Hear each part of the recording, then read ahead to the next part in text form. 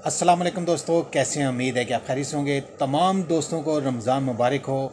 आप तमाम दोस्त, उम्मीद करता हूं कि रमज़ान की बरकतों से फैज़याब हो रहे होंगे।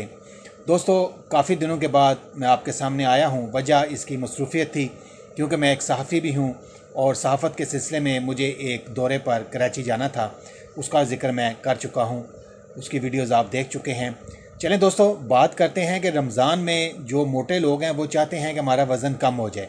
एक तो आप रमज़ान के रोज़े रख रहे हैं, उससे भी आपके वज़न में कमी होगी अगर आप पकोड़े समोसों से परहेज़ करेंगे। उससे परहेज़ ही रखें, वो ज़्यादा इस्तेमाल ना करें, वरना आपका मैदा जो है वो मज़ीद ख़राब हो जाएगा। दोस्तों, आपने ऐसा करना है कि आपने एक गिलास जो है वो पानी लेना है। उस पानी में 2 चम्मच जो है वो ज़ीरा के डालने हैं। इसको 5 मिनट तक आपने बॉयल करना है। बॉयल करने के बाद इसे छान लें और छानने के बाद जो पानी आता है, पानी आएगा इसका ज़ीरा का, उसमें आपने 2 चम्मच शहद मिलाने हैं और 1 नींबू का रस मिलाना है। और इसे आपने सुबह जो है सहरी के वक्त वो आपने निहार मुँह पहले पी लेना है, उसके बाद आपने सहरी करनी है।